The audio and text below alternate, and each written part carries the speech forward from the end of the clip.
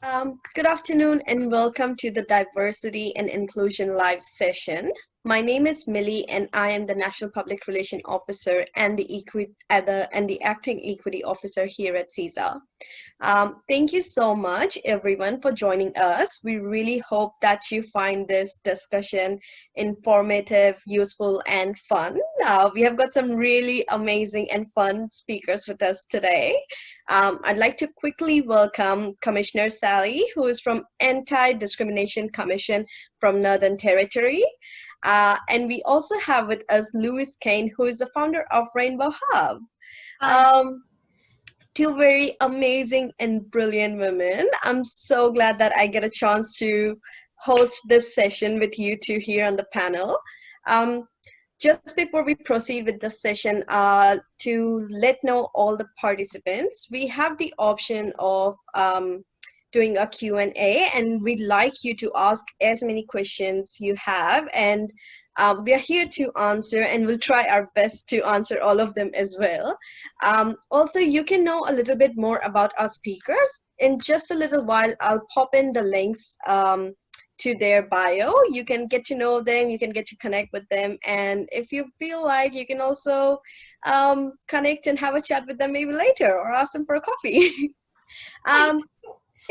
And now, with no delay, we're gonna start, and we're gonna have a little fun with this program. And if you have fun with this program, we hope you would let us know. With that, let's begin. Thank you so much, Sally and Louise, for being here. Diversity and inclusion is very important, extremely important, without a doubt. And most of the workplaces are either training their staff or employees in this. There is a awareness training and skills and whatnot. I'd like to know from you, Sally, what does diversity looks like, and what makes it so important in a workplace? Okay, thank you very much, Mili, and thank you everyone for being online today. I know it's a very difficult time for international students in Australia. So I'll just start, as we always do here at the Anti-Discrimination Commission, by acknowledging that I'm speaking on the land of the Larrakia people today and paying my respects to their elders past, present and emerging.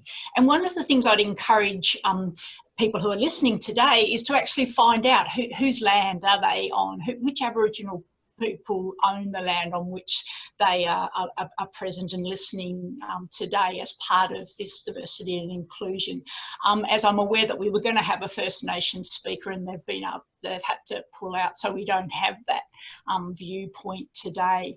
So just in relation to myself, so I actually have lived on Larrakia land now for 30 odd years as part of my professional life, but I was actually born and educated in Tasmania, so right down the other end of Australia. So I've had the benefit in my life of coming across this really huge country. And so part of the diversity of Australia is actually about our landscape and our environment. It's a hugely different country. So the country that I walked in last week with my family is incredibly different from where I grew up. And part of that is also reflected in the people who have come to Australia. We've had waves and waves of migration over the last 200 years. And that has led to Australia being a really culturally and linguistically very varied country. And I thought we were going to have someone speak about what the impact of those waves of migration have actually been on the First Nations people. So the people here were here for 60,000 years before the European and other waves of migration came to Australia.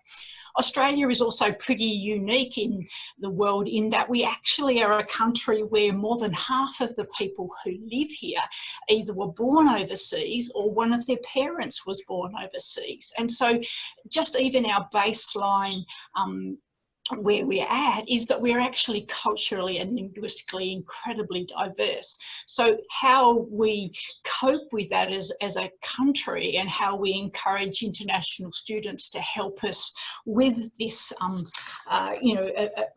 taking advantage of this cultural and linguistic diversity is really important. So one of the reasons we need to have diversity and inclusion is so that we actually have a cohesive and harmonious community, and so bringing everyone together to work towards, a fair and cohesive community where everyone is respected and valued.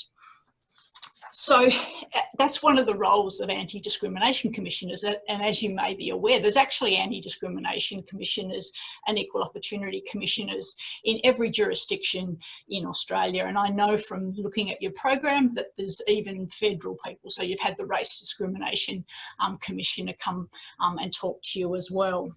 So then just thinking about what diversity means, the most simple definition of it is it's just the mix of people that you have in your organisation. So even the mix of people that you have on your screen today.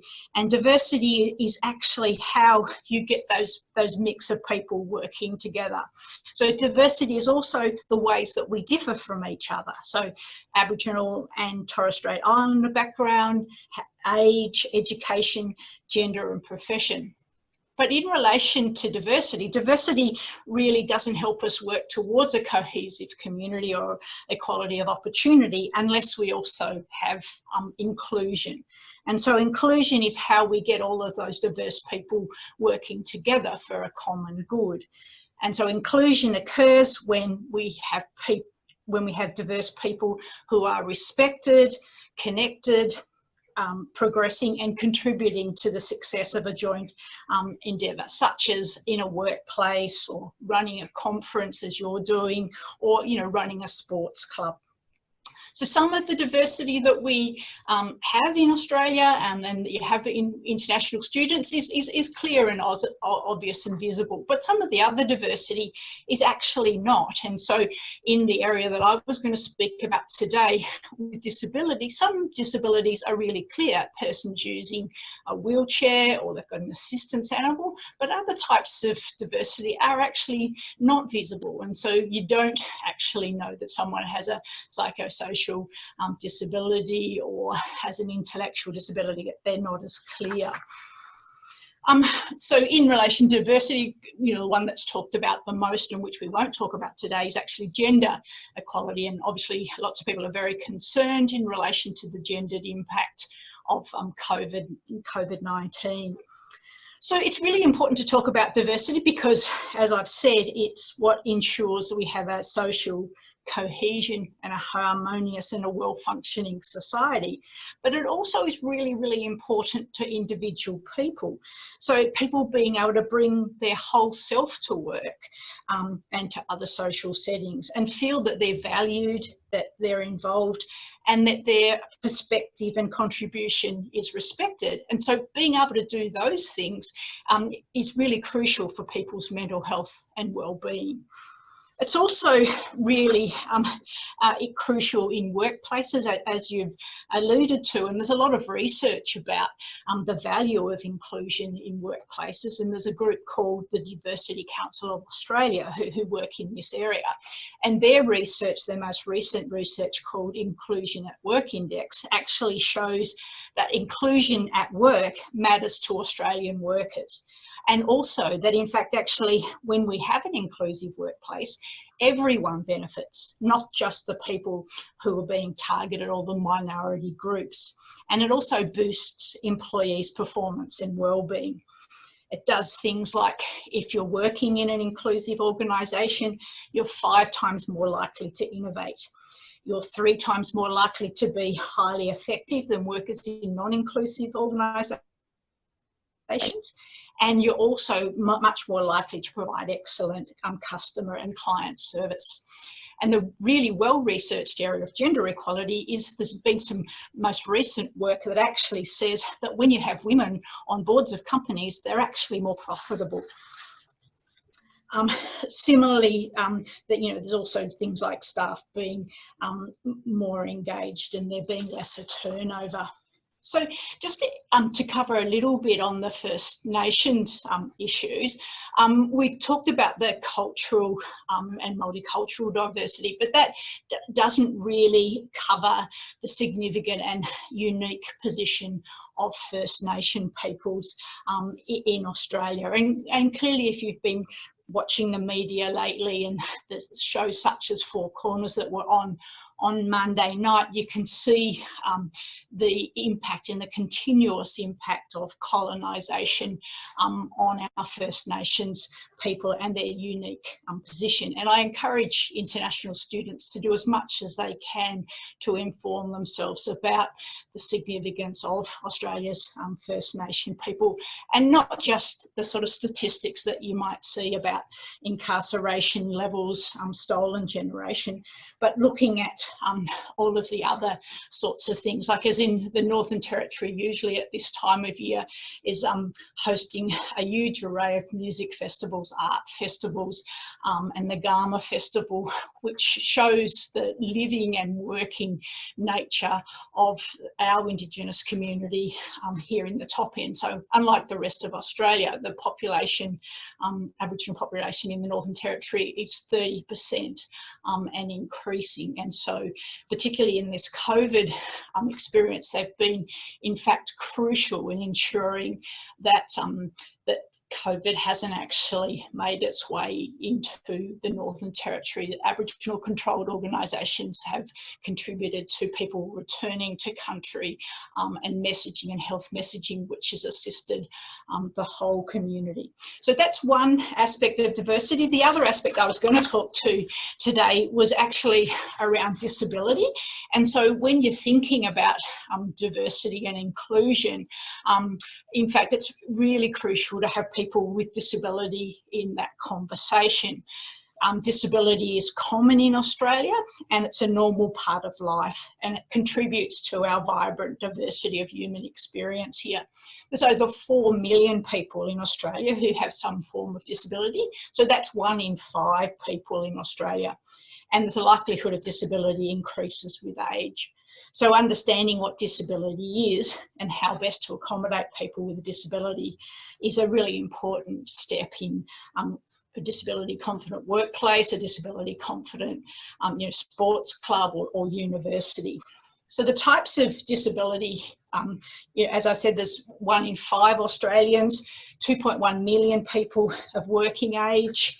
The types of disability include, obviously there's people in wheelchairs, but that's just 4.4% of the people with a disability in Australia. One in 6 Australians are affected by hearing loss. Vision impaired people, it's about 357,000. The area that we deal with the most here at the Anti-Discrimination Commission is actually around mental health. So even pre-COVID, 45% of Australians aged between 16 and 85 would have experienced a mental health condition during their lifetime, and 3 million Australians live with depression or anxiety. In relation to disability, Australia's pretty shocking in OECD countries for the labour market participation of people with a disability and the high unemployment rates of people with a disability. So an understanding of disability is crucial in the area of diversity and inclusion.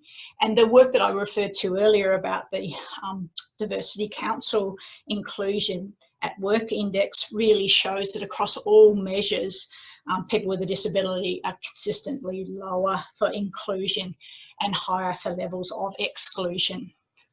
But the personal experience here at the Anti-Discrimination Commission, when we've had, and we have a number of people with a disability who work with us, is just how engaged they are in the workplace and the perspective that they bring, which benefits us all.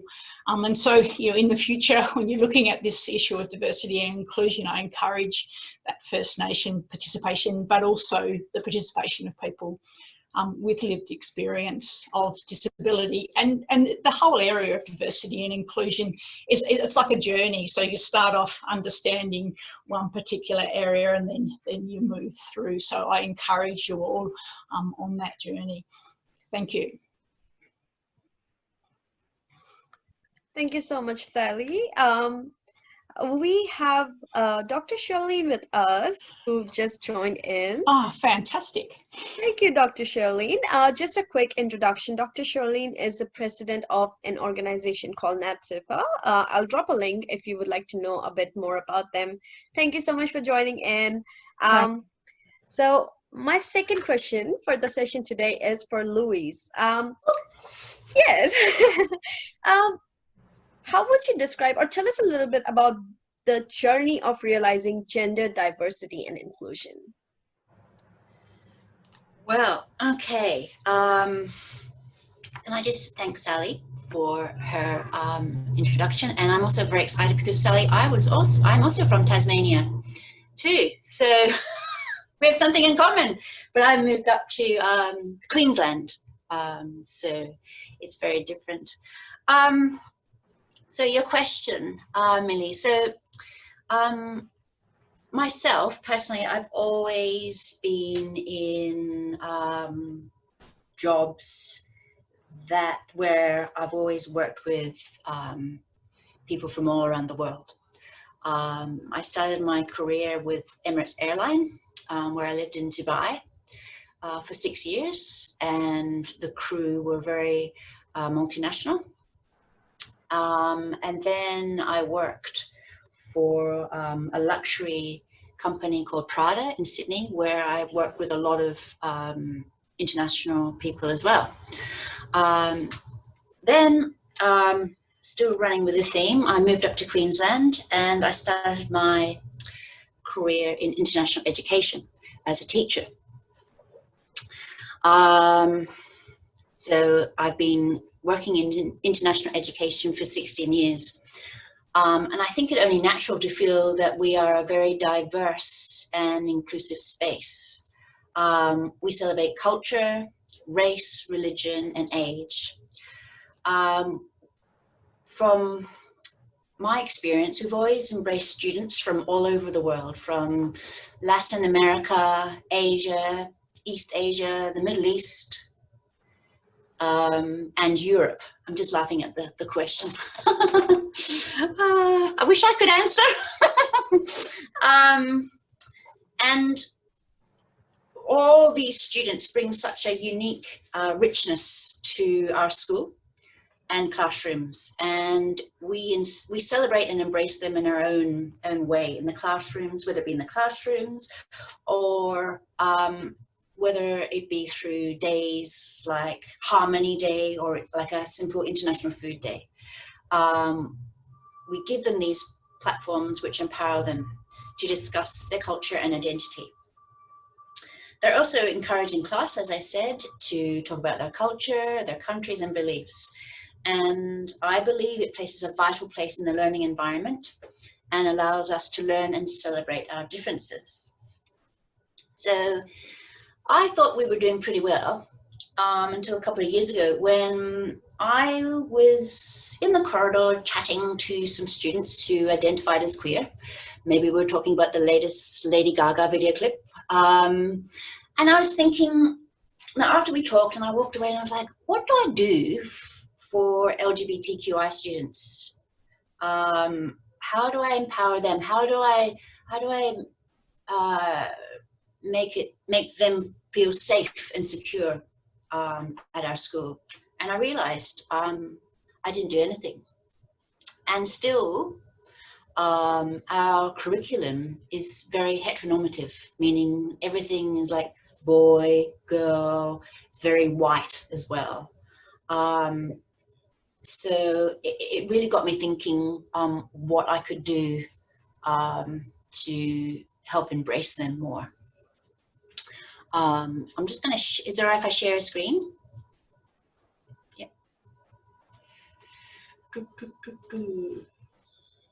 Can you share it? Yeah, I'm just getting there.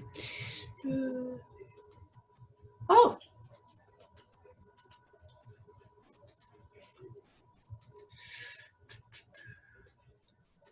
I'm sharing my Zoom screen. Nice. PowerPoint. Are you still seeing my Zoom screen? What can you see? Sorry, I was on mute. We see Rainbow Hub. Oh, Rainbow Hub. Okay, realized there was a title of, I should have had that up when I was talking about starting my talk. So let me just see, sorry.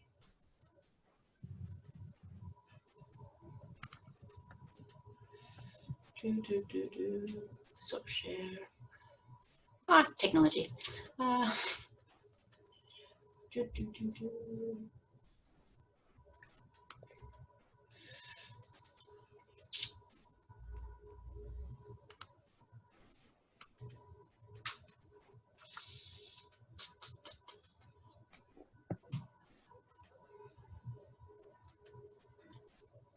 So, there. So this is what I started off by doing. Creating these posters, a safe space poster, and putting them in every classroom. And on orientation day, when we have new students every week, we talk about this and we ask them what they think, what this means to them. And basically, what I say is it's a safe and inclusive space for everybody, for students and staff. It doesn't matter your sexuality, your gender, your nationality, your religion, your color, or your cultural background. We're all welcome here. On an organizational level, creating a welcoming and inclusive environment is imperative, especially for the LGBTQI community. And this rainbow symbol is the most visible symbol. It shows as well that we're free from discrimination and harassment based on gender and sexual identity. No homophobic or heterosexist comments will be tolerated in the classroom, and if they happen, they'll be addressed on an educational and informative manner. It raises awareness of the differences that exist in our community and sensitizes others to both subtle and overt forms of heterosexism, homophobia, and transphobia. These posters symbolize acceptance of and commitment to diversity. So this is my spiel that I say every week to the students. Aside from investing in diversity training, we also have days that we celebrate throughout the year, whether it be Ida Hobbit Day, Pride, or National Coming Out Day. And we also give PDs to our staff to try and incorporate LGBTQI into their course books as well. So that's where I started with that. And then I got together the queer community at my school, and there was a few of them. We used to chat every week for about an hour and chat about things, watch movies, etc. Then I thought, how about I take this on a more broader level, a more national level in Brisbane? And I suppose this is where Rainbow Hub was born. I put a pitch into TIQ, Study Queensland, and I was really fortunate enough to receive funding. And that's where we started Rainbow Hub. And it started off as a small group that offered LGBTQI students a safe and supportive space to celebrate identity and diversity without discrimination or judgment in Brisbane. So we started off small, and then we just got bigger and bigger. We started off with the fortnightly meetings for students, then we started doing workshops in schools and businesses, and then we became actively involved in local events around Brisbane. Some of these, this is some of our sessions that we have.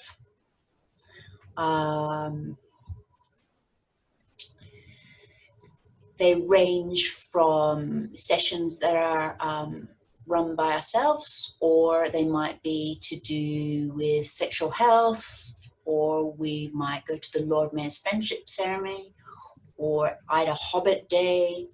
It's quite diverse. Here you can see we went to the Luminous Lantern Parade last year. We marched in that, sorry. We were the first LGBTQI group to actually march in this celebration, so it was a big event for us. And we also do a lot with students around the Brisbane area, like with Study Queensland, Lord Mayor's Festival, politicians, the church. There's a lot going on that we empower these international students. Let's go here. Another one was we got them on magazine covers, local magazine covers, which was really exciting. And another big exciting thing was marching in Pride last year. I don't know if we can play that.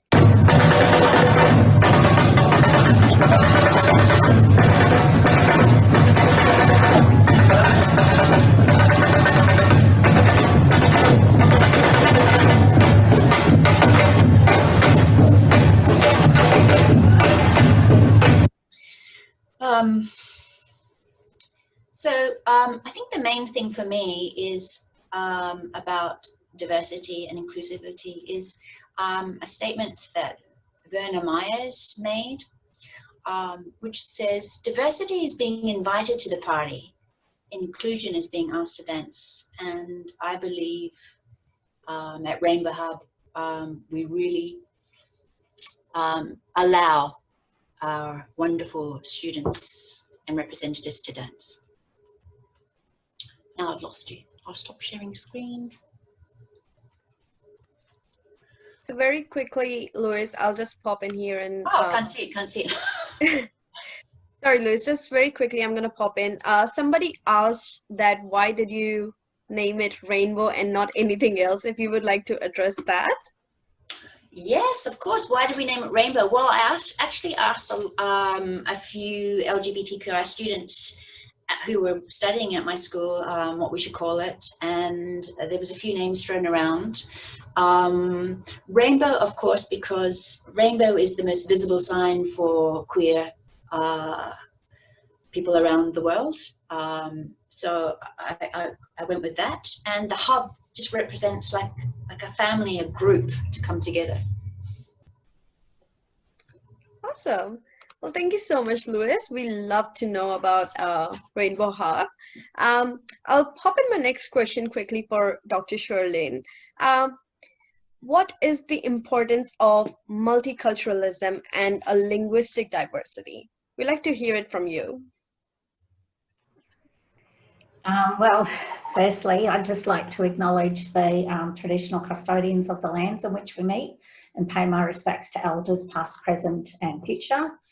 This is, was and always will be Aboriginal land. To answer your question, Mili, I'm going to kind of go around the world a little bit, well, around Australia. And I just thought I'd start off by introducing NATSIPA and what we do, and then come back to the question and titling. So NATSIPA is a national network of Aboriginal and Torres Strait Islander postgraduate students and alumni, and we've been running for 21 years. We provide Aboriginal and Torres Strait Islander student voice to governments and also to peak organisations like TEXA. We provide opportunities for Aboriginal and Torres Strait Islander postgraduate students to network and support each other, share ideas, and we have an annual conference every year as well. We also sit on the Council of Australian Postgraduates, which people should be familiar with. We have two positions on there, one on the National Representative Committee and one on the board. And what we aim to do is ensure that Aboriginal and Torres Strait Islander students have the same access to postgraduate education as everyone else in a fair and equitable manner. We strive to increase public awareness about Indigenous issues for postgraduate students. We work towards closing the gap on Aboriginal and Torres Strait Islander educational disadvantage. And we promote the participation of Aboriginal peoples as equals in the nation and in the community of postgrad students. So we have 4 guiding principles that we use to do this. The first one is leadership, where we provide leadership to advance Aboriginal and Torres Strait Islander postgraduate involvement in higher education. We have collaboration, so we seek opportunities to collaborate and share leadership with individuals and organisations. And one of the ways we do this is through, we have a memorandum of understanding with the 4 peak student bodies, CISA being one, NUS being the other, and CAPA. Everything we do is based on integrity and accords to our strict code of conduct. And we value diversity and respect. So we embrace diversity in all aspects of our organisation, from people who we work with and collaborate with, and to the ideas and solutions to help support our own vision. So I'm just reading off slides. So I'm going to share a screen, and now let's just see if I can actually do this well.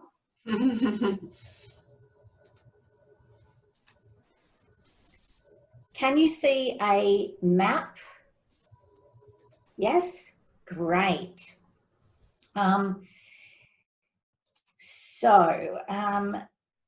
What this map represents is all the Aboriginal tribes throughout Australia. So for those of you who don't know, Aboriginal Australia is made up of 2 distinct Indigenous tribes, groups. We have Aboriginal people, which I'm an Aboriginal person, and we have Torres Strait Islander peoples. And our cultures and beliefs are very, very different. For thousands of years, the inhabitants of Australia, both Aboriginal and Torres Strait Islander peoples, have occupied the lands with very different boundaries that you can see today. So this map was an attempt to represent all the different language groups of Indigenous peoples around Australia. So prior to invasion, there was like 500 or more different Aboriginal nations. Now I'm just going to do this technology thing again. No, it's not going to work. I don't know how to stop sharing the screen. That's bad, isn't it? Okay. That's better. Right.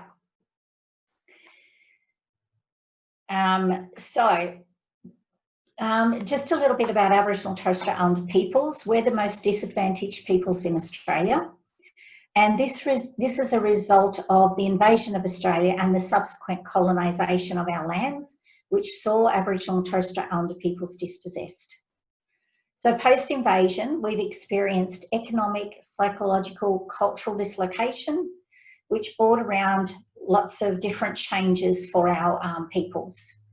But Aboriginal people didn't sort of like sit back and take it all. We fought very hard for our country, and the Frontier Wars actually lasted over 130 years. So that tells you how much we wanted our country to be our own. So Aboriginal people were also subjected to government policies that attempted over time to protect us, disperse us, but eventually assimilate us. And one of the reasons they did that was because Aboriginal people and Indigenous peoples all around the world face this, as they're seen as being inferior.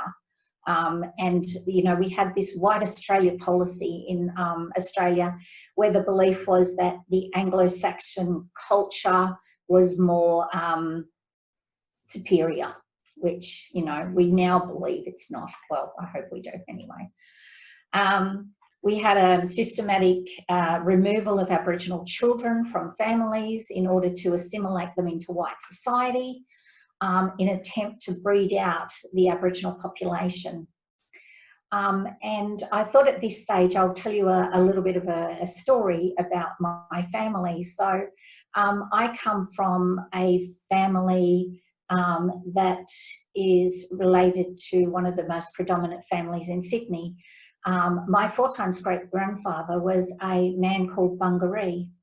And Bungaree was a very, very famous Aboriginal person. He was a guide, but he was also the very first Aboriginal person to circumnavigate Australia with Matthew Flinders when he was trying to map the coastline. So I have a very, very strong, very proud Aboriginal history. One of the things that assimilation policy has done in our family is that it has, as the generations have gone on, it's made our skin colour lighter. So you might see that some Aboriginal people have darker skin, and some Aboriginal people like myself who were from the East Coast and first to be colonised have a lot lighter skin these days. I just thought I would explain that because some people may not know. And for international students coming into this country, I don't think that you get a lot of education around, you know, Aboriginal issues. So we've got a really big legacy to overcome, 232 years of invasion of Australia, and Aboriginal people are playing catch up. So as I said, we've got a really big disadvantage. The disadvantage in education is really well documented, and I pulled out some stats because I love stats. Of the 7 closing the gap targets that we have in this country, 4 of them relate to education. So that gives you an idea how the disadvantage happens. The disadvantage in higher education is actually really, really, there is a really big gap. So for domestic higher education population, Aboriginal people only make up 1.3% of those. So that's a huge gap. In 2018, data showed that there were 8,805 university enrolments for Aboriginal people, yet there was 630,000 non-Aboriginal people enrolled in universities. So that's a huge gap. When it comes to HDRs and postgraduate students, the gap's even worse. So at the moment we have 3,700 Aboriginal people in this country that have a research high degree, but we have close to 1 million other people with research high degrees. So, you know, that's a really big gap. So you can see there why the work of NATSIPA is really, really vital.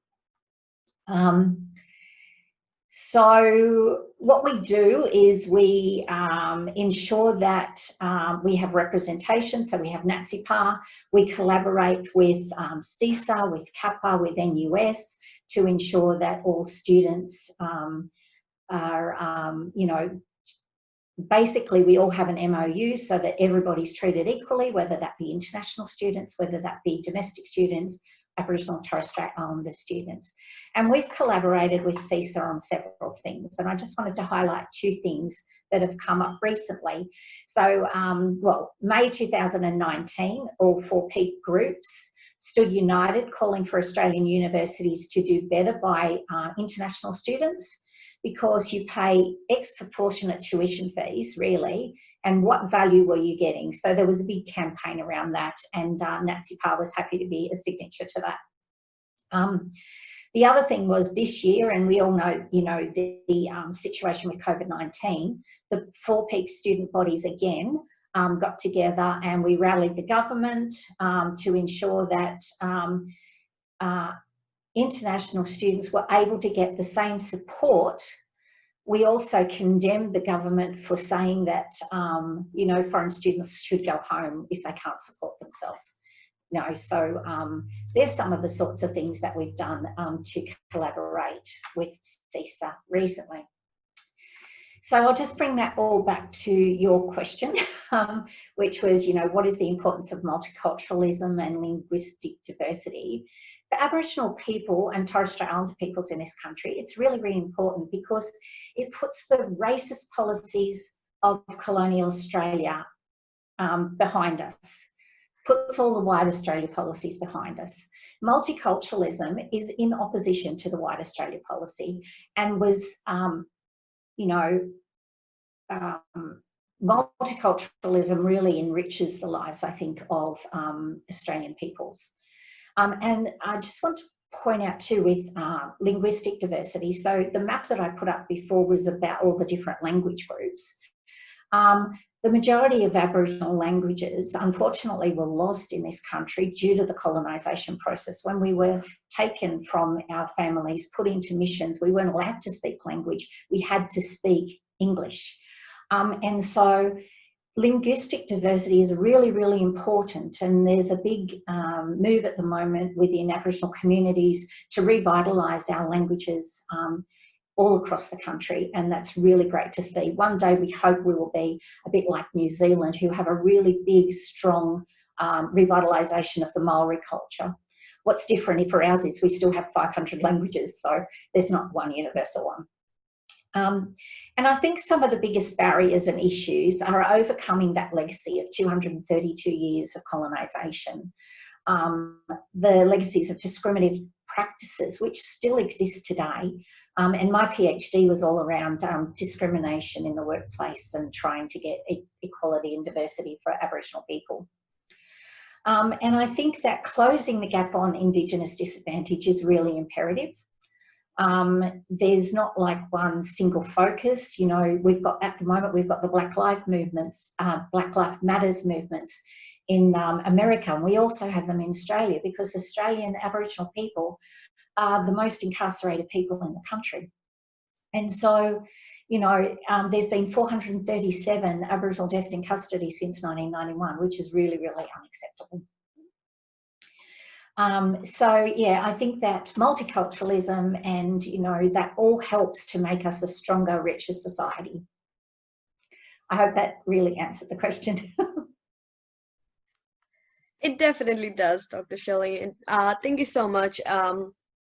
I personally had not much idea, and this is something I'm keen on learning.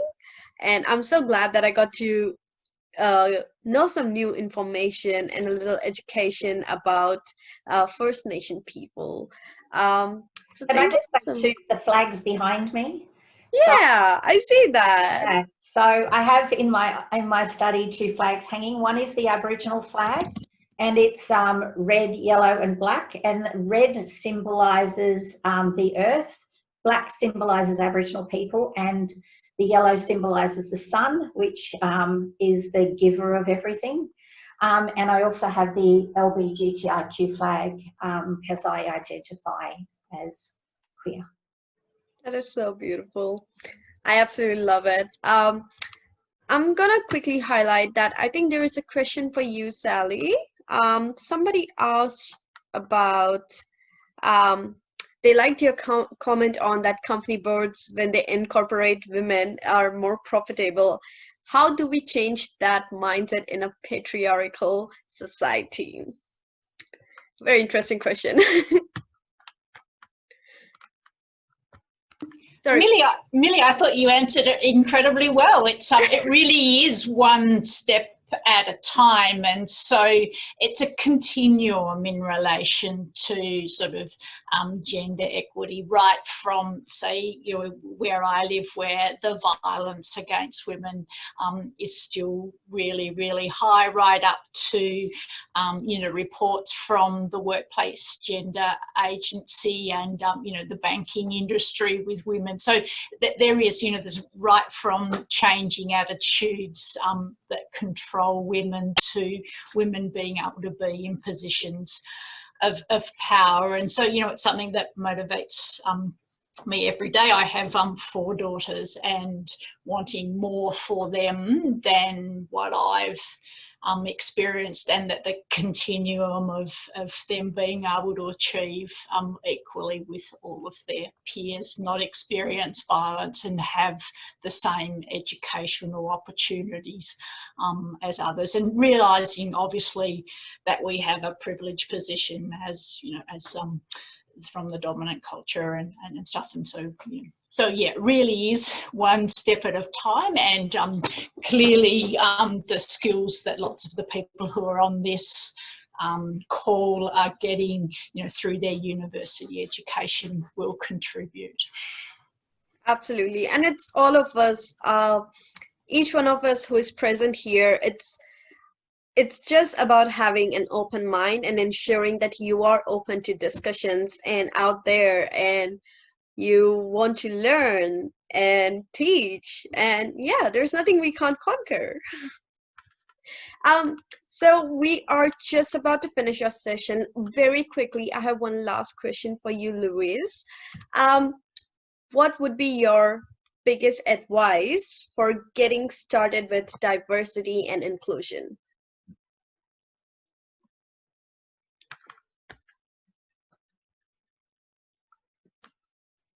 Sorry, just those questions keep popping up. My biggest advice would be go and educate yourself. It's all out there. Start with a safe space poster.